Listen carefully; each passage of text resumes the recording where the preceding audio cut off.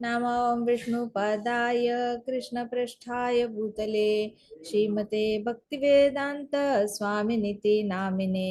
नमस्ते सारस्वते देवे गौरवाणी प्रचारिणे निर्विशेष शून्यवादी पाश्चात्य देशतारिणे।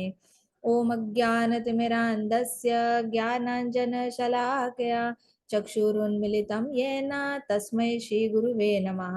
श्रीचैतन्यमनोभीष्टं स्थापितं येन भूतले स्वयं रूप कदा मह्यं ददाति स्वपदान्तिकम्। हे कृष्ण करुणा सिन्धो दीनबन्धो जगत्पते गोपेश गोपिकान्त राधाकान्त नमोऽस्तुते।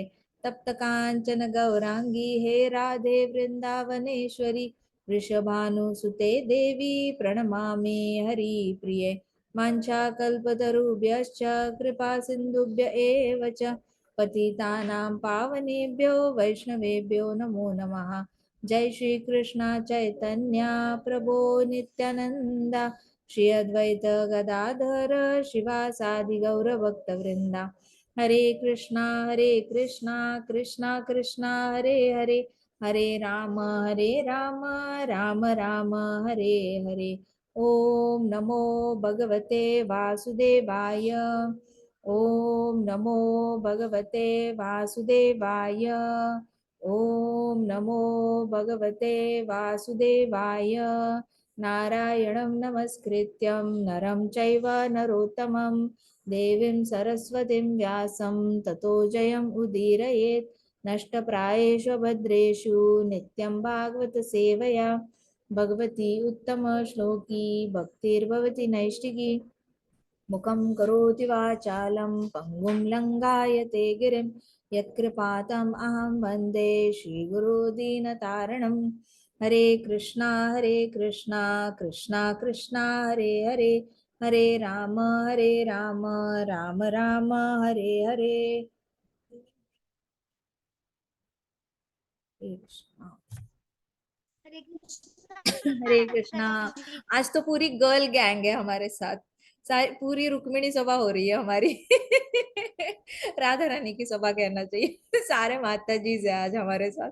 यहाँ पे भी सारे माता जी से, ऑनलाइन भी सारे माता जी से। मजा ही आ गया। वसुधा ने इतना अच्छे से हमें कल की कथा बताई ना, विद इन 10 मिनट्स उसने सारा इतना अच्छे से समराइज किया है कि पूरा श्रवणम हो गया कल का। जितनी फास्ट ध्रुव महाराज ने कैप्चर किया था उतना ही फास्ट वसुधा ने कैप्चर किया है। अष्टांग योग होता कैसे है और फिर अप्लाई कैसे करना है, फिर कैसे बॉडी माइंड और अपनी इंटेलिजेंस सोल सारा कैसे कृष्णा के चरणों में अर्पण करना है।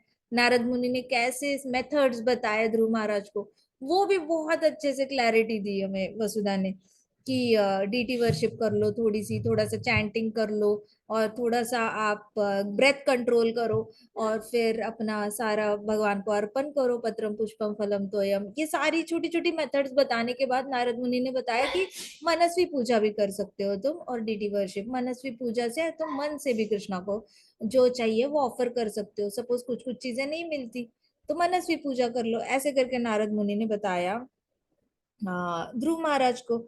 फिर हमने देखा था, अभी देखते हैं ध्रुव महाराज क्या करते हैं। तो ध्रुव महाराज बिल्कुल उन्होंने एक मोमेंट भी वेट नहीं किया। उन्होंने एग्जैक्टली फिर से परिक्रमा की नारद मुनि जी की और वो चलते बने मधुबन फॉरेस्ट को। So now this is a specific thing to see कि जब भी हम टेम्पल जाते हैं ना तो टेम्पल में कभी प्रजल्पा नहीं करना चाहिए। ध्रुव महाराज का ये जो स्टेप है ना, इसमें बहुत कुछ सीखने वाली बात है। जब भी हम मंदिर जाते हैं, हमारे पास प्रभुपाद होते हैं, भगवान के अर्च विग्रह होते हैं, दंडवत करो, परिक्रमा करो, लेकिन प्रजल्पा करने के लिए मत रुको। इधर के उधर के गप्पे लड़ाने फालतू के जब whenever you meet somebody ask them that कि आपकी भक्ति कैसे चल रही है, चैंटिंग कैसे चल रहा है आपका, आपने कौन सी बुक रीड कर रहे हो प्रभुपाद की आप, और भगवत गीता का कौन से श्लोक तक पहुंच गए, कौन सा श्लोक याद किया इस हफ्ते आपने। तो ऐसे क्वेश्चंस भक्ति रिलेटेड पूछना। अच्छा आपने कौन सी लीला पढ़ी कृष्णा की, किस पे मनन किया, स्मरण किया, चिंतन किया, ऐसे सारे क्वेश्चन स्पिरिचुअल लाइफ रिलेटेड पूछो।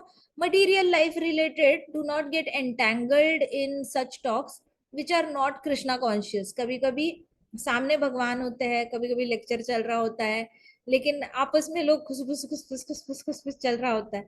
सो ध्रुव महाराज ने जैसे बिना किसी विलंब के, ध्रुव महाराज टुक दिस डिसीजन कि चलो मधुबन फॉरेस्ट अपना अपना इंस्ट्रक्शन फॉलो करने के लिए चलते हैं। वैसे इंस्ट्रक्शन फॉलो करने के लिए हमने प्रभुपाद के इंस्ट्रक्शंस फॉलो करने हैं।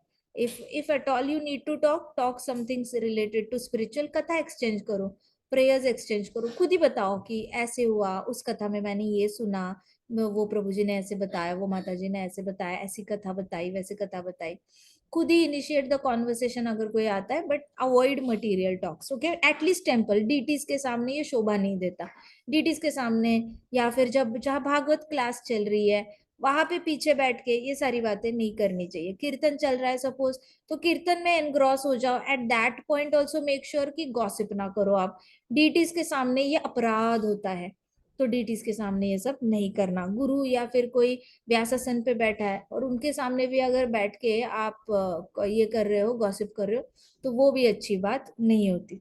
अभी ध्रुव महाराज जैसे ही चलते बने, उन्होंने सुना instruction and without any wasting any time he just left for Madhuban forest. तो नारद मुनि जी was very curious to see how King Uttanapad was doing in Dhruva's absence. अब नारद मुनि जी को जानना था, अरे उत्तानपाद का क्या हुआ, बेटा तो जा रहा है फॉरेस्ट में। बाप का तो दिल है ना, वो तो टूटेगा, बेटा चला गया घर छोड़ के, कितना दर्द होगा।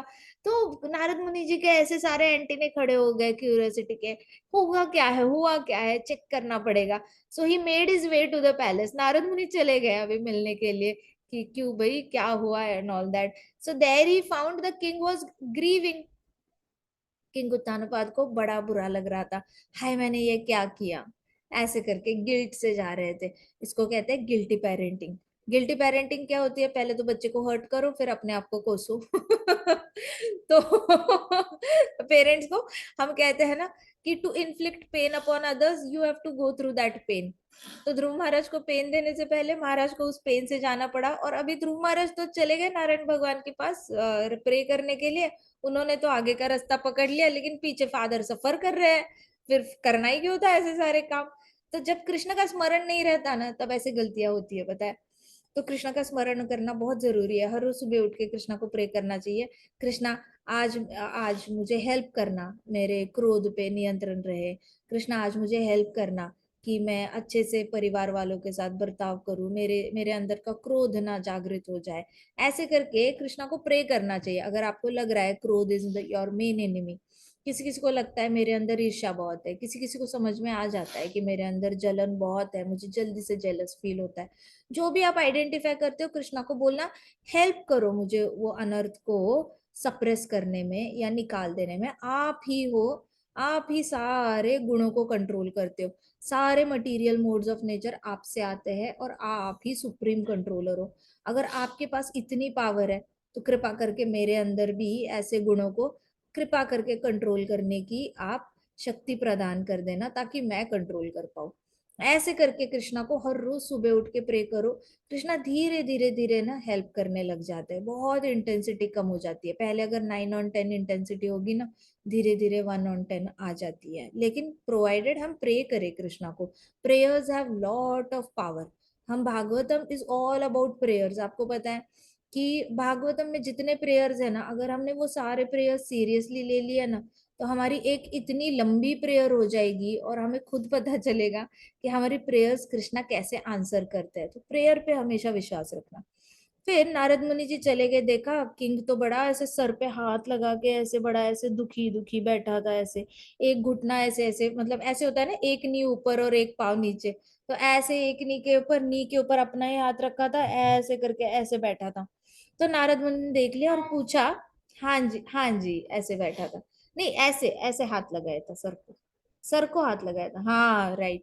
सो then in an instant the, फिर उन्होंने पूछा किंग उत्तानपाद को, what was wrong? तो King Uttanapad replied, I've been too attached to my wife, Suruchi, and I'm so fallen that I've abandoned my 5-year-old son.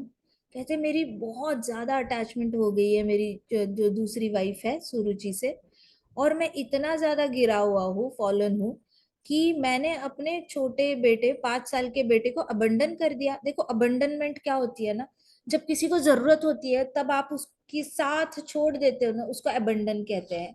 जैसे कुछ कुछ माता पिता बच्चों को बहुत ज्यादा जरूरत होती है, ऐसे नॉर्मली तो जरूरत रहती ही रहती है बच्चों को, लेकिन कोई एक पॉइंट आता है लाइफ में जहाँ पे बच्चा ब्रेक डाउन हो जाता है।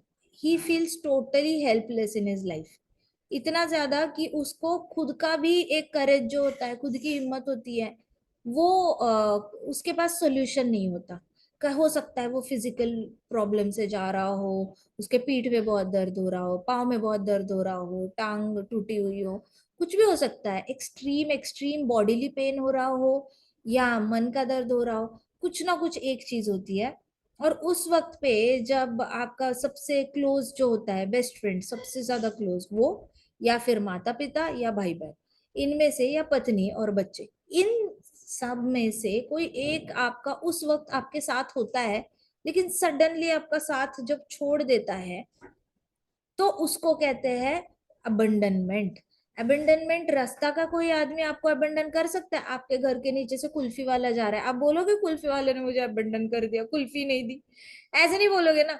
अबंडन कौन कर सकता है? जो आपका पास का है, खास है और पास का इंसान है, और जरूरत के समय जो छोड़ के चला जाता है ना, उसको अबंडनमेंट कहते हैं। तो अमेरिका में ऐसे बहुत केसेस है जहाँ पे पिताजी बच्चों को अबंडन करके चले जाते हैं। कभी कभी माताएं बच्चों को ऐसे बाहर रोड पे छोड़ के या चर्च के बाहर छोड़ के ऐसे ही चली जाएंगी। यूएस में नहीं, पूरे इंडिया में, एशिया में भी यही हालत है। तो इसको अबंडनमेंट कहते हैं कि जब सामने वाले को बहुत जरूरत होती है, आप डिच कर देते हो, छोड़ देते हो उसको। तो फादर को बुरा लग रहा था कि मेरे बेटे को मेरी जरूरत थी मेरे सपोर्ट की, और मैंने उसको अबंडन कर दिया। उसको कहते हैं फियर ऑफ अबंडनमेंट। एक बार कोई आपको छोड़ के चला जाता है तो आपके अंदर डर बैठ जाता है कि अब बाकी लोग भी तो मुझे छोड़ के नहीं जाएंगे, बाकी लोग तो मुझे छोड़ के नहीं जाएंगे, ऐसे डर में जीते हैं लोग, ठीक है। So I have banished him and his mother even though he is a great devotee. कहते हैं कि मैंने ध्रुव महाराज को भी बैनिश किया है, और उनकी मदर जो सुनीति है ना, उनको भी बैनिश किया, इवन तो मुझे पता है कि वो बहुत ग्रेट डिवोटी है। किंग उत्तानपाद को पता था ये बहुत अच्छे कृष्णा डिवोटी है, फिर भी उनको बैनिश किया था। तो ऐसे होता है ना कि कभी कभी लोगों को पता होता है वो गलती कर रहे हैं, लेकिन गलती करने से रोक नहीं पाते। सेम क्वेश्चन अर्जुन भगवत गीता में कृष्णा को पूछते हैं कि कृष्णा, इंसान को पता होता है कि वो गलती कर रहा है, फिर भी वो गलती करने से रोकता क्यों नहीं अपने आप को, वो गलती करना बंद क्यों नहीं करता? तो कृष्णा ने जवाब दिया था अर्जुन को, अर्जुन, इसके पीछे एक ही कारण है, लस्ट। लस्ट मतलब क्या? आपका एक अनकंट्रोलेबल डिजायर, कोई भी हो सकता है। मुझे गैम्बलिंग खेलनी है तो खेलनी है, मुझे इंटॉक्सिकेशन करना है तो करना है, मुझे मीट ईटिंग करनी है तो करनी है, कोई भी कुछ भी हो सकता है अंडर द स्काई। तो वो उसको लस्ट कहते हैं, बहुत एक्सट्रीम इच्छा रखना। तो कृष्णा ने बताया था यही कारण होता है। वैसे ही किंग उत्तानपाद के अंदर लस्ट थी कि मुझे सुरुचि चाहिए ही चाहिए एट एनी कॉस्ट, उसके लिए मुझे ध्रुव को गिव अप करना पड़े, सुनीति को गिव अप करना पड़े, किसी को भी गिव अप करना पड़े, लेकिन सुरुचि मुझे चाहिए। तो इसको कहते हैं वो बहुत ज्यादा उनको आत्मग्लानि हो रही थी, guilt. Then in an instant the king broke down into tears. फिर किंग उत्तानपाद रोक नहीं पाए और रोने लग गए, कहने लग गए माय पुअर सन, और दहाड़े मार मार के ऐसे, हाय मेरा बेटा, ऐसे किया। पहले आंसू निकल रहे थे, फिर जोर जोर से मुंह से आवाज निकाल के रोने लग गए, और कहते कि he must be in danger, वो जंगल में है, बहुत डेंजर में होगा, उसने अभी तक फॉरेस्ट क्रॉस कर चुका होगा या नहीं ये भी नहीं पता, वुल्व्स आए होंगे, वुल्व्स ने उसको अटैक किया होगा, उसको हर तरह से चीर फाड़ के खाया होगा, उसको उसको पूरी तरह वुल्व्स ने टुकड़े टुकड़े उसके ऐसे करके खाया होगा। वुल्व्स कैसे खाते हैं? लायन तो बहुत अच्छे से खाता है, इधर ही करता है और आप मतलब थोड़ी देर में मर ही जाते हो, उसके बाद वो खाता रहे। हमने तो शरीर छोड़ दिया, कोई पेन नहीं होना, लेकिन वुल्व्स खाते हैं ना, तो हम शरीर भी नहीं छोड़ पाते, क्योंकि इधर से एक टुकड़ा निकल रहा है, इधर से एक टुकड़ा निकल रहा है, कभी नाक का टुकड़ा निकल रहा है, होठ का टुकड़ा निकल रहा है, हाथ का। अब वो प्राणवायु जाएगा तो कैसे जाएगा ना इमिजिएटली। यहाँ पे थ्रोट आपका पूरी तरह, यहाँ की जब तक नस कटती नहीं है, पूरा नहीं चाहता, तो प्राणवायु थ्रोट से निकल जाता है। लेकिन अगर उसने थ्रोट ही नहीं खाया, बाकी सारी चीजें खाता रहा, तो प्राणवायु रहेगा ना शरीर में, वो तड़प तड़प के मरता है बहुत ज्यादा। तो किंग उत्तानपाद कहते अभी तक तो बहुत सारे वुल्व्स ने अटैक कर दिया होगा और उसके टुकड़े टुकड़े निकाले होंगे, और सब लोग मिलकर, वुल्व्स अकेला अटैक नहीं करता, वुल्फ कभी अकेला अटैक नहीं करता, वो अपने पैक के साथ होता है हमेशा। उनकी फैमिली होती है, माता पिता दादी दादा मामा मामी चाचा चाची सब लोग इकट्ठे, बच्चे बच्चे। इनकी फैमिली बड़ी तगड़ी होती है क्योंकि इनमें अकेले में हिम्मत नहीं होती शिकार करने की। तो ये लोग क्या करते हैं ना, ग्रुप मिलके अटैक करते हैं और सब मिलके खाते हैं फिर। तो ये सब ने उसको नोच नोच के खाया होगा, कहते do you see how cruel I am. तो किंग उत्तानपाद रोते रोते कहते कि आपको दिख रहा है मैं कितना बुरा हूं, just see I was controlled by my wife. कहते देखो मैं कितना कंट्रोल हो चुका था सुरुचि से। Out of love, my son wanted to sit on my lap, but I'm so hard hearted that I did not receive him or pat him for a moment. कहते प्यार से बच्चा मेरी गोद में बैठना चाहता था, लेकिन मैंने उसके पीठ को एक सेकंड भी नहीं सहलाया, मैंने उसको प्यार से गले भी नहीं लगाया, मैंने उसको थोड़ा भी रिस्पॉन्स नहीं किया। इट वॉज लाइक ध्रुव महाराज गले लग रहे थे और ये जो किंग उत्तानपाद थे वो न्यूट्रल थे, नो एक्शन एट ऑल। ऐसे दिखा रहे थे कि ओ मैं क्या करूं, वो खुद ही चढ़ रहा है, it's not my fault, so acting like a stranger. तो कहते कि मैं इतना कठोर दिल का कैसे हो गया कि मैंने उसको रिसीव भी नहीं किया, ना उसके पीठ को सहलाया, एक सेकंड के लिए, एक मोमेंट के लिए भी नहीं सहलाया। फिर नारद मुनि ने कहा कि नारद मुनि जी कहते my dear king there is nothing to grieve about. Narad Muni ji तो सब टॉप व्यू से देखते हैं ना, ब्रह्मा जी भी टॉप व्यू से देखते हैं, कृष्णा भी टॉप व्यू से देखते हैं। तो ऊपर से देखते हैं तो आपको पता होता है कि ये बॉडी टेम्पररी है ना, तो दुख नहीं दिखता। लेकिन जो बॉडी के अंदर होता है उसको तो ऐसे है ना, it is like you know, एक ये था, ब्राह्मण था, उसके गांव में एक गृहस्थ थे, उनकी गाय मर गई। तो वो ब्राह्मण गया उसके घर पे और बोला ओ हो बुरा मत मानो, ये जीवन नश्वर है, ऐसे तो होगा ही, जिसका जन्म हुआ है वो तो मरेगा ही मरेगा। ऐसे ज्ञान पेल के आ गया, ठीक है। अभी कुछ दिनों बाद क्या हुआ ना, ब्राह्मण की बकरी मर गई। और ब्राह्मण है बे, मेरी बकरी, अब मेरा बच्चा दूध कैसे पिएगा, मेरी बकरी। फिर वो गृहस्थ आया, कहते ये क्या पंडित जी, आप ही ने तो बोला था जीवन नश्वर है, जो जन्म लेता है वो तो मरता ही है, हमें जीव जन्म और मृत्यु को एक्सेप्ट कर लेना चाहिए। तो वो पंडित ने बोला चुप, वो तेरी गाय थी, ये मेरी बकरी है, मुझे कितना दर्द हो रहा है वो मैं जानता हूँ। सो कैसे होता है ना, जो उसके अंदर होता है ना, दुख के अंदर, तो उसको बड़ा बहुत बड़ा दुख लगता है, लेकिन जो ऊपर से देखता है उसको उसमें दुख नहीं दिखाई देता। So what happened, Narad Muni जी ने कहा कि इतना ज्यादा बुरा मानने की कोई जरूरत नहीं है, there is no need to grieve so much. ऐसे करके किंग उत्तानपाद को बोला। नारद मुनि जी रीअश्योर्ड हिम, कहते your son is very well protected by supreme lord. तुम्हारे बेटे, आपके बेटे को ना बहुत अच्छा प्रोटेक्शन है कृष्णा का। He is already famous through out the world. Already घर छोड़ के उसने ऐसा स्टेप लिया है ना कि तीनों लोगों में फेमस हो चुका है आपका बेटा। और ऑलरेडी नारायण भगवान उसका प्रोटेक्शन के लिए वो अपने ड्यूटी पे लग गए हैं। काम पे लगा दिया है भगवान को, मैं जा रहा हूँ घर छोड़ के, मेरी प्रोटेक्शन करनी है तो करो नहीं तो मत करो। सो भगवान ऑलरेडी उनका प्रोटेक्शन कर रहे हैं और तीनों लोगों में वो फेमस हो चुका है।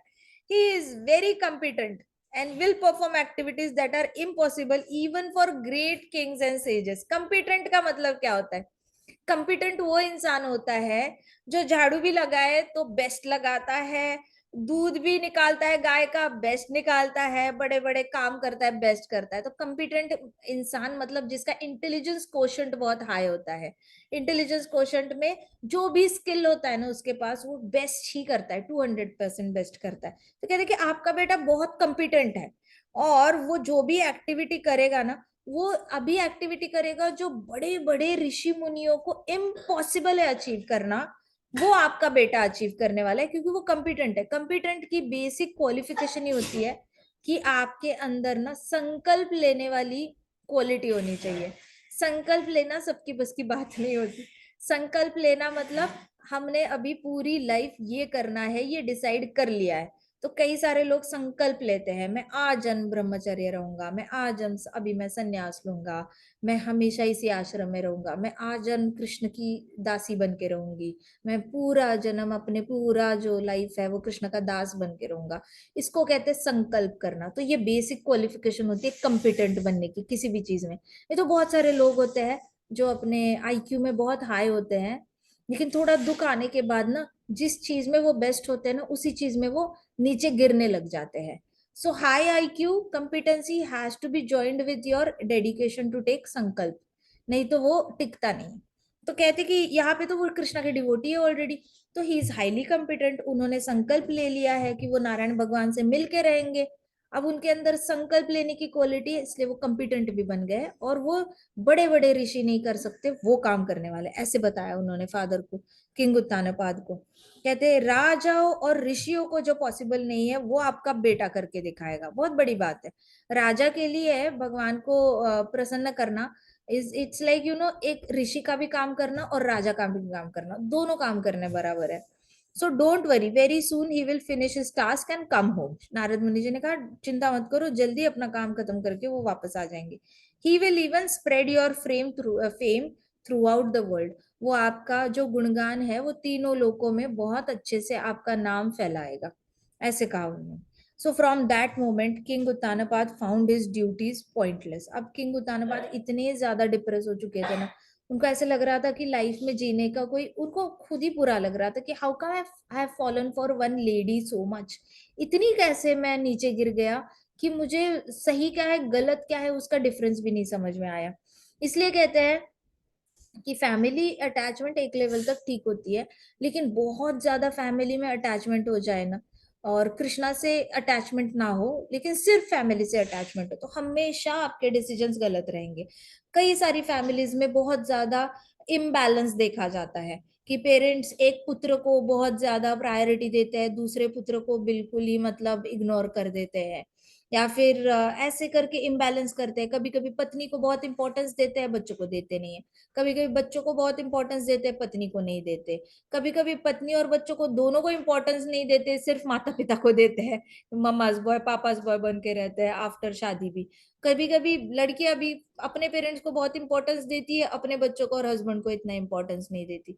तो जब आपकी अटैचमेंट कृष्ण से नहीं होती ना, तो ये पीछे की ये सारे कैरेक्टर्स को बैलेंस करके हैंडल करना बहुत मुश्किल जाता है, because it is not an easy task. आपके हाथ में भी नहीं होता, आपके अलग अलग ये होती है, कभी आप तमोगुण में रहते हो, कभी रजोगुण में रहते हो, कभी सत्व गुण में रहते हो, और सबके साथ रिश्ता अच्छा रखने के लिए आपको सत्व गुण में रहना पड़ता है। सत्व गुण में रहने का सीक्रेट ही है कि आप कृष्णा कॉन्शियसनेस में रहो। अगर थोड़ी देर के लिए फॉरगेटफुलनेस आ गई तो आपका ड्रॉप सत्व गुण में आ जाएगा, रजो और तमोगुण में नहीं जाएगा ड्रॉप डायरेक्टली। लेकिन आप प्रैक्टिकली सत्व गुण में रहने की ही कोशिश की, बस चलो दिया लगा देती हूँ चलो अगरबत्ती कर लेती हूँ, ये कर लेती हूँ। तो पहला जो मुश्किल घड़ी आएगी लाइफ में, तो इमिजिएटली रजोगुण में ड्रॉप करोगे, उसमें मुश्किल घड़ी आएगी तमोगुण में ड्रॉप करोगे।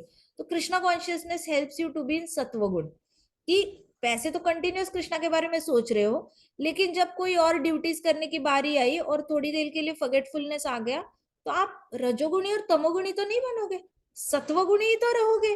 और सत्वगुण में आप बैलेंस कर सकते हो सबके साथ, ऐसे सिर्फ एक को बहुत इंपॉर्टेंस नहीं दोगे। अब किंग उत्तानपाद के साथ प्रॉब्लम ये हुई थी ना कि उनकी अटैचमेंट नहीं होती हुई थी कृष्णा के साथ इतनी, सारी अटैचमेंट तो सुरुचि के साथ ही थी। तो सारी फैमिलीज में जहां इम्बैलेंस दिखता है ना, प्यार का, अटेंशन का, केयर का, वहां पे समझ लेना चाहिए कि अभी कृष्ण से आसक्ति नहीं हुई, इसलिए इधर सारी गड़बड़ चल रही है, सारे डिसीजन ही गड़बड़ चल रहे हैं। उनको अंधकार छाया हुआ है, फॉग फॉग, उनको समझ ही नहीं आ रहा कौन सही है कौन गलत है। फिर the first person that smiles is good for them पहला पर्सन जो बटरिंग करता है वो अच्छा है, पहला पर्सन जो ओबीडियंट है वो अच्छा है। ऐसे करके सारा फॉग फॉग सामने दिख जाता है, ठीक है। तो किंग उत्तानपाद को अभी नारद मुनि जी ने बता दिया था, लेकिन उनका मन ही उठ गया था अपने ड्यूटी से। बिल्कुल भी इच्छा नहीं थी उनको कुछ अपनी ड्यूटी एज अ राजा कुछ परफॉर्म करने की, कोई इच्छा नहीं रही थी। So he gave them up and simply meditated on his great devotee son Dhruv. तो उन्होंने सारे राज के काम काज करना छोड़ दिया, सारे काम करना छोड़ दिया, और फाइनली किस पे मेडिटेट करने लगे, अपने बेटे पे, ध्रुव पे मेडिटेशन करना शुरू किया। सो यू सी, दशरथ महाराज ने भी ऐसे किया था। दशरथ महाराज देखो अंदर से कितना प्यार था, लेकिन बाहर से इंसान की एक्सप्रेस करने की जब एबिलिटी किसी और चीज से सप्रेस हो जाती है ना, तो वो अपने आप को माफ नहीं कर पाता। सबसे पहले ये जान लेना चाहिए, अगर कभी ऐसे दिख जाता है कि फादर किसी और बच्चे को फेवर कर रहे हैं, कभी कभी जरूरी नहीं होता भाई बहन को फेवर करेंगे, फादर किसी और अंकल के बेटे को भी फेवर कर सकते हैं ना, बेटी को कर सकते हैं, जरूरी थोड़ी ना है घर में कंपटीशन खेलते रहो इधर उधर, ए से अच्छा बी है, बी से अच्छा ए है। कभी कभी फादर्स दूसरे अंकल के बेटियों को या बेटों को ग्लोरीफाई करेंगे। तो तब ये मिसअंडरस्टैंडिंग नहीं करनी है कि उनको वो लोग ज्यादा अच्छे लगते हैं और हम बुरे लगते हैं। जैसे किंग उत्तानपाद को ऊपर ऊपर से लगा था कि मुझे सुरुचि अच्छी लगती है और उसका बेटा उत्तम अच्छा लगता है, ऊपर ऊपर से, लेकिन अंतःकरण से ज्यादा पसंद कौन था, ध्रुव पसंद था। क्योंकि ध्रुव जैसे ही चला गया, खत्म, इच्छा ही खत्म हो गई, मटीरियलिस्टिक इच्छा खत्म हो गई, करने का भी इच्छा नहीं रहा, महल में रहने की भी इच्छा नहीं रही। इससे समझ में आता है कि बहुत in depth who he was loving the most. So जब भी ऐसे लगेगा ना, फादर किसी और की तारीफ कर रहे हैं मेरे सामने, तो समझ लेना किसी और की तारीफ मेरे सामने कर रहे हैं, मतलब मुझसे ज्यादा प्यार करते हैं। वो मुझे बस ये बताना चाहते हैं कि उससे कुछ सीखो, उसके अच्छे गुण ले लो, बुरे गुण को मारो गोली। वो गुणों को अप्रिशिएट कर रहे हैं, इंसान को अप्रिशिएट नहीं कर रहे, इतना याद रखना। अच्छे गुणों को ही अप्रिशिएट किया जाता है, बस नाम जुड़ जाता है बॉडी का। ये बॉडी के अच्छे गुण है बोलने की बजाय कहते हैं ये बॉडी अच्छी है। तो उनकी टर्मिनोलॉजी में गड़बड़ होती है। ऑल दे वांट टू से इज देखो वो इंसान कितना अच्छा है, ऑनेस्ट है। इंसान ऑनेस्ट थोड़ी होता है, इंसान के अंदर ऑनेस्टी होती है। सो उसकी ऑनेस्टी बहुत अच्छी है, तो ये कहना होता है उनको। और हम समझ लेते हैं उनको ऑनेस्ट पसंद है, वही पसंद है, वही पसंद है, वही पसंद है। ऐसा नहीं होता कभी, इंसान पसंद नहीं आता, उसके गुण अच्छे लगते हैं। जैसे अभी दशरथ महाराज बहुत हर्ट हुए थे जब श्री राम जी गए, हार्ट अटैक से चले गए, उसके बाद थोड़े ही दिनों बाद चले गए दशरथ महाराज। अभी ध्रुव महाराज के पिताजी किंग उत्तानपाद है, वो भी बहुत प्यार करते हैं ध्रुव महाराज से, और लिटरली उस पे मेडिटेट कर रहे हैं। दशरथ महाराज राम राम राम राम कहते कहते उन्होंने देह त्याग दिया था, इतना प्यार था अपने बेटे से। मिसअंडरस्टैंडिंग नहीं करनी है कि पिताजी हमसे प्यार नहीं करते, करते तो है। कभी कभी इधर उधर जेलस नहीं होना है, किसी और की तारीफ करते करने दो ना, थोड़ा दिल बड़ा रखो, आप भी उसकी तारीफ कर दो। हाँ हाँ बिल्कुल सही कहा, वो बहुत अच्छे है, वो लोग बहुत अच्छे हैं, हाँ में हाँ भर दो, क्या जा रहा है आपका। किसी और की अच्छाई बोली जा रही है तो जेलस होने की क्या बात है। ओके, तो ये आइडेंटिफाई करना, अगर फादर किसी की तारीफ करते हैं, बुरा लग रहा है, तो इमेजिन कि आपके अंदर जेलसी है। आप उस जेलसी को निकालने के लिए पापा जिसकी तारीफ कर रहे हैं उसकी तारीफ आप भी कर दो पापा के सामने। सच कहा पापा, बहुत ऑनेस्ट है वो, बहुत सही है। अच्छा देखो उसके 99 आए, तुम्हारे 89 आए। सच कहा पापा, 99 सच्चो टैलेंटेड पर्सन है, बहुत अच्छी बात है 99 आए। हाँ, आप कब लाओगे। मैं भी उसकी तरह पढ़ाई कर लूंगा और I try my best next exam. ऐसे बोलना, अपने अंदर की ईर्ष्या निकालना, जेलसी निकालना by glorifying the person who father is glorifying. इस तरीके से आपको पापा के जितना भाव है आपके लिए, उस पर कभी शक नहीं आएगा। अभी किंग उत्तानपाद ने ध्रुव महाराज पे मेडिटेशन शुरू कर दिया, सिर्फ ध्रुव महाराज के बारे में सोच रहे थे। Meanwhile in Madhuvan forest Dhruv based and fasted. अभी इधर जो ध्रुव महाराज थे ना, उन्होंने स्नान कर लिया, जैसे नारद मुनि जी ने बताया था, शौच फॉलो कर रहा। शौच मतलब मन का शौच और तन का शौच, ये सबसे इंपॉर्टेंट है। देर आर सम चिल्ड्रन, मैंने आजकल मुझे किसी ने बताया कि कुछ कुछ बच्चे बिना नहाए स्कूल चले जाते हैं, और ये बहुत ट्रेंडी चल रहा है आजकल, कि आजकल की जनरेशन में कि they are just not taking bath, और स्कूल से जाने के बाद नहाते हैं। I don't know how their parents are allowing, but ये शास्त्रों में बिल्कुल ही निषेध बताया गया है। जो स्नान भी नहीं करता वो पशु के समान होता है, एज सिंपल एज दैट। तो ब्राह्मणिकल क्वालिफिकेशन कहती है सुबह भी नहाना चाहिए, शाम को भी नहाना चाहिए, 2 बार तो मिनिमम नहाना चाहिए। और अगर नहीं हो पाता, बहुत ठंड है आपके जहाँ पे भी आप रहते हो, तो at least morning bath is very important. आपको पता है डिवोटीज इन रशिया, रशिया में जो डिवोटीज है ना, वहां पे 0 डिग्री, कभी कभी 0 के नीचे टेम्परेचर जाता है, फिर भी हर रोज नहाते हैं। वहां पे इतनी ठंड होती है। वहां पे एक स्कूल है, तो वहां बच्चों को आइस बात कराते हैं गर्मी और ठंड में भी। क्यों क्यों आइस बात करने के बाद ब्लड और ज्यादा गर्म हो जाता है उनके हिसाब से। तो बच्चों को नर्सरी में दे प्रैक्टिस आइस बात। इतना ज्यादा स्नान को इतना ज्यादा इंपॉर्टेंस है उनके कंट्री में। लेकिन इंडिया में आजकल पता नहीं कहाँ से ये कल्चर आ गया है, पेरेंट्स भी हाँ बोल रहे हैं कि बिना स्नान किए जा सकते हो स्कूल। सारा स्टिंकी स्टिंकी होता है। आप जिम जाके देखना, जिम में आधे से ज्यादा लोग सेम कपड़े पहन रहे होते हैं। 5-6 दिनों से उन्होंने अपने पसीने वाले कपड़े भी धोने के लिए नहीं डाले होते। इतना ज्यादा उनका मतलब लिविंग इतना ज्यादा अनक्लीन है कि उनके मन भी स्टिंक करते हैं, धीरे धीरे विचार भी स्टिंक करते हैं, और ना वो खुद खुश रहते हैं ना किसी और को खुश रहने देते हैं। So it is very very शौच नहीं है बेसिकली किसी के अंदर। हाँ, शाम को खेल के आते हो तो भी नहाना। खेल के आने के बाद वैसे ही बेड पे पाँव नहीं रखना, बेड पे और सोफा पे तो कभी वैसे भी अपने तलवे होते हैं ना वो टच नहीं करने चाहिए, क्योंकि आप उस पे बैठते हो सोते हो। तो जब भी आओ खेलने के बाद स्नान करो, फिर बेड पे खाना खाने के बाद बेड पे सो जाना। Always have some side carpet near the bed, कि उस कारपेट पे पाँव पोंछ कर फिर ही बेड पे पाँव रखने। ऐसे डायरेक्टली कभी बेड पे पाँव नहीं रखते। घर में स्लीपर पहनने से अच्छा बेड साइड कारपेट रखो। बेड साइड कारपेट होगा तो चढ़ते वक्त आप ये कर लो, and then make sure that everyday dusting हो जाए कारपेट की। सिंपल सिंपल छोटी चीजें होती है जो आपका सारा क्लेanलीनेस को कंट्रीब्यूट करती है। ले यहाँ पे ध्रुव महाराज ने स्नान किया क्योंकि that is what Narad Muni ji had instructed him. जंगल में रहते हैं ध्रुव महाराज को फुल अपॉर्चुनिटी थी गंदा रहने की। वो बोल भी सकते थे ठंड लग रही है, क्योंकि हर रोज माता तो गर्म पानी से नहलाती होगी, बेटा है राजकुमार है, वहां पे किसको बोलेंगे। लेकिन हमारे महाराज कहते थे कि आप यमुना में जाओ, किसी भी नदी में स्नान करने जाओ, तो नेचुरल वाटर जो होता है ना वो सुबह सुबह गर्म हो जाता है, 6 o'clock के बाद ठंडा होना शुरू होता है। मैंने खुद भी देखा है यमुना का पानी जो है मॉर्निंग 4 to 5:30 पौने 6 तक ना गर्म रहता है, ल्यूक वार्म रहता है। उसमें आपको स्नान करते वक्त ठंड नहीं लगेगी। लेकिन आफ्टर 6 o'clock सडनली ठंडा होने लगता है। समंदर का पानी भी ऐसा ही होता है, मॉर्निंग 4 to 5:30 5:45 तक गर्म रहता है, और 6 o'clock के बाद अचानक ठंडा ठंडा ठंडा लगता है 8 o'clock 8:30 तक वगैरह। तो सबको क्या लगता है सुबह का पानी ठंडा होता है, क्योंकि लोग उठते ही लेट है 6 o'clock के बाद। किसी को पता ही नहीं है कि सुबह का पानी गर्म रहता है, Luke warm. Actually Krishna has made arrangement, Krishna को पता है स्नान करने का टाइम 4 to 5 के बीच में है, 5:30 के बीच में। तो तब कृष्णा पूरे पृथ्वी का पानी ल्यूक वार्म करके छोड़ देते हैं। Do you know this? Luke warm करते हैं लिटरली। आपको पता है एक कंट्री है जहां पे मॉर्निंग 5 o'clock लोग उठ के वो बर्फ को खोदते हैं।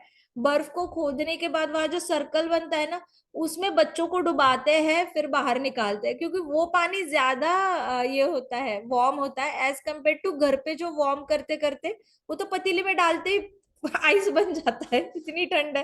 वो क्या गर्म करेंगे, पतीले में पानी डालते ही वो आइस बन जाता है।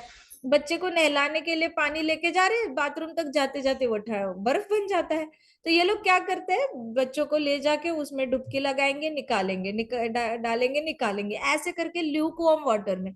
सो जो पूरे ब्रह्मांड पूरे अर्थ का पानी ल्यूक वार्म होता है, कृष्णा ने इतना अच्छा हीटर बना के रखा है उसी टाइम पे। But we don't know how to take advantage. हमारे पास तो गीजर है, टेक्निकल एडवांसमेंट है, मशीनरी है, हम तो मशीनरी यूज करेंगे। गर्मी के दिनों में भी हम जीन्स पहनेंगे और एसी लगा के बैठेंगे, जबकि जीन्स इंडिया के लिए बना ही नहीं है attire. Jeans was made for Britishers, वहां पे ठंड होती है, वो जीन्स पहनेंगे, उनको कपड़े धोते तो उनके सूखते नहीं है। तो ठंड के इलाके में जीन्स ठीक है, लेकिन India India is such a hot country, most of the part is hot, और उसमें भी लोगों को जीन्स पहननी होती है, इतनी गर्म, पाव पे सारा पसीना पसीना। लेकिन नहीं, वो पसीना ना आए, ऊपर से ब्लेजर भी डालना है ऑफिस में। अभी वो उसकी गर्मी हैंडल नहीं होती, इसलिए एसी लगाओ।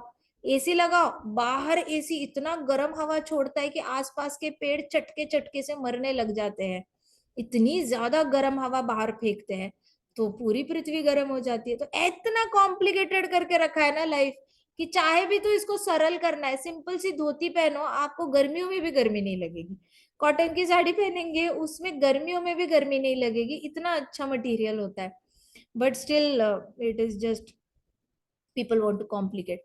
तो ध्रुव महाराज ने स्नान कर लिया सुबह सुबह, 5 साल का बच्चा, ठीक है, याद रखना, 5 साल का बच्चा। गोपियां भी जो थी ना 4.5 5 साल की, कात्यायनी व्रत के वक्त यमुना में स्नान करती थी। सो 5 साल का बच्चा अगर उठ सकता है ना, we should learn from them. Okay, गए वो स्नान करने के लिए।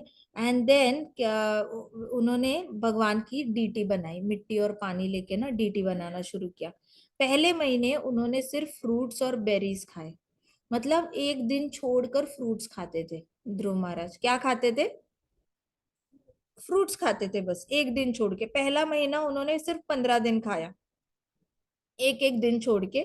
और भगवान की जो डीटी बनाई थी उसको वर्शिप करते थे, पत्रम पुष्पम फलम तोयम, फ्लावर्स फ्रूट कभी कभी ऐसे देकर, ठीक है, पत्ता देकर, तुलसी का पत्ता और पानी। इन सेकेंड मंथ ही एट ओनली ड्राई लीव्स, दूसरे महीने सिर्फ सूखे हुए पत्ते खाए ध्रुव महाराज ने। And grass every 6 days. दूसरे महीने उन्होंने 5 दिन उपवास करना शुरू किया। पहले दिन तो ऑल्टरनेट डे उपवास करते थे, और जब जब भी खाते थे सिर्फ फ्रूट्स खाते थे, एक दिन छोड़कर फलाहार। सेकेंड मंथ में 5 दिन छोड़कर सूखा हुए पत्ते और घास, सूखे हुए पत्ते और घास। जैसे मंडे टू फ्राइडे कुछ नहीं खाया, सैटरडे को सूखा हुआ घास और ये खा लिया, वापस संडे टू थर्सडे कुछ, थर्सडे कुछ नहीं खाया, फ्राइडे को खाना। 5 5 दिन के गैप के बाद छठे दिन वो ये खाते थे। फिर इन थर्ड मंथ, तीसरे महीने में उन्होंने पत्ते वगैरह भी खाना छोड़ दिया, फ्रूट्स भी खाना छोड़ दिया। उन्होंने सिर्फ और सिर्फ पानी पिया हर 9 दिन के बाद, every 9 days he had water, ठीक है, पानी पीना शुरू किया। बाकी उन्होंने कुछ नहीं खाना बीच में, सिर्फ पानी पीना हर 9 दिन बाद। Can you imagine? Ekadashi, Nirjala Ekadashi साल में एक बार करते हो ना, जून में। कोई किसी ने की है निर्जला एकादशी? करके देखना, अभी जून में आएगी, एक्सट्रीम गर्मी में आती है, बड़ा मजा आता है निर्जला, वो भीम एकादशी होती है। और उसमें कुछ पानी नहीं पीना होता, बिल्कुल ही विदाउट जल करनी होती है, एक निर्जला एकादशी होती है। ट्राई करना, करने की मजा आ जाएगा तो ध्रुव महाराज ने 9 दिन तक कुछ भी नहीं खाया पिया, और 9 दिन बाद उन्होंने पानी पीना बस, थर्ड मंथ में। फोर्थ मंथ में उन्होंने सिर्फ एयर इनहेल की, पानी भी छोड़ दिया। एंड ही एवरी 12 डेज के बाद, 12 दिनों के बाद सांस लेते थे। 12 दिनों तक उन्होंने सांस लेना भी छोड़ दिया। हर 12 दिन बाद एक बारी सांस लेंगे और भगवान को वर्शिप करेंगे। जब सांस ले रहे हैं ना, एक बार सांस लेंगे, तब भगवान को सब कुछ ऐसे ऐसे ऑफर करेंगे, वापस सांस रोकेंगे, फिर 12 दिन बाद वापस सांस लेंगे, फिर भगवान को पत्रम पुष्पम फलम तोयम ऑफर करेंगे, फिर वापस सांस रोक के रखेंगे। ऐसे करके उन्होंने फोर्थ मंथ बिताया। फिफ्थ मंथ में उन्होंने पूरी ब्रीदिंग कंट्रोल की, और फिर एक पाव पे खड़े हो गए, एक पाव पे खड़े हो गए, और उन्होंने सांस लेना ही बंद कर दिया फिफ्थ मंथ में। हाँ, 5 साल में। By fifth month he had controlled all his breathing so perfectly that he stood on one leg without moving. पूरी ब्रेथ कंट्रोल की, अब तो सांस ही लेना बंद कर दिया, लेकिन एक पाव पे खड़े रहे वो, without moving. Now with complete control over his mind and senses, he focused on form of Lord. तो बेसिकली नारद मुनि जी के इंस्ट्रक्शन थी ही कि पहले अपने इंद्रियों को कंट्रोल करना, फिर कृष्ण भगवान पे ध्यान लगाना। तो इन्होंने अपने टंग को कैसे कंट्रोल करते गए, सोचो। टंग को ही कंट्रोल किया उन्होंने सबसे पहले, टंग को कंट्रोल करते करते फिर सांस को कंट्रोल किया, अब सांस लेना बंद कर दिया। जैसे आप टंग को कंट्रोल करते हो ना, आपकी इच्छाएं खत्म हो जाती है। आप ट्राई करना, जिस दिन आपका खाने से मन उठ जाएगा ना, कुछ भी खाने में आपको बहुत ज्यादा इच्छा नहीं होगी, ये खाओ वो खाओ, ये खाओ वो खाओ। आप खाने में बस एक ड्यूटी इसलिए खाओगे कि चलो अभी शरीर को और आत्मा को इकट्ठे रहना है, कुछ भी मिले, हेल्दी मिले, खा लेते हैं। बहुत ज्यादा खुशी नहीं होगी, अच्छा डिश आई तो, और फेवरेट डिश नहीं आई तो भी यू विल बी न्यूट्रल, हाँ कुछ भी मिल जाए ठीक है। तो जिस दिन ये आएगा ना, एक ऐसा मिराकल होगा ना, इतने ऐसे सिद्धि प्राप्त हुई है ऐसी फीलिंग आएगी कि you will be able to control every desire. फिर डिजायर मैन्युफैक्चर होना ही बंद हो जाते हैं, मतलब आते ही नहीं मन में कोई डिजायर की और कुछ भी चाहिए जिंदगी में। That is the best freedom you can ever experience, ये सिद्धि है, और you deserve to experience the happiness. इतना, इतनी खुशी है इसमें, बता नहीं सकती। तो उनको ना फिर माइंड कंट्रोल किया उन्होंने, he could control his mind and senses, and he focused on form of Lord. जब सब कुछ प्राणवायु भी कंट्रोल किया, सांस ही कंट्रोल कर दी, तो सभी कंट्रोल हो गया। फिर उन्होंने भगवान के रूप के ऊपर मेडिटेट करना शुरू किया, और ध्रुव महाराज ने भगवान को अपने बिटवीन दी आईब्रोज कैप्चर कर लिया। कैप्चर कर लिया मतलब हिलते ही नहीं है फिर भगवान। एक बार आप देखने लग जाओ, भगवान हिलते ही नहीं है। नॉर्मली ऐसे साक्षात सामने आ जाए ना, तो 2 मिनट में इधर उधर करेंगे, नॉटीनेस करेंगे और गायब हो जाएंगे। But once you capture him between eyebrows, then he doesn't move, he becomes like a statue, he's like he just doesn't want to move। वो आपको आपको अपने चरण पकड़ने देंगे और हिलेंगे नहीं, वैसे की वैसे खड़े रहेंगे। he will be very much like a alive deity, he won't be like a putla, he will be very alive, his lotus feet will be very soft, you can actually feel them, but he will not move from the place, he will always keep smiling, and he'll stand until you want him to stand। इतना ज्यादा Krishna blessing देते हैं। सो ध्रुव महाराज ने कृष्णा को capture कर लिया था। आगे देखते हैं क्या होता है कल। ठीक है, ग्रंथराज श्रीमद् भागवतम की जय, शिला प्रभुपाद की जय, श्री श्री राधा श्याम सुंदर की जय, श्री श्री कृष्ण बलराम की जय, वृंदावन धाम की जय, छोटे छोटे भक्तों की जय। हरे कृष्णा कृष्णा कृष्णा हरे हरे, हरे राम राम राम हरे हरे, हरे कृष्णा महासंकीर्तन यज्ञ की जय। सारी माता जी की जय। हरे कृष्णा माता जी। हरे कृष्णा।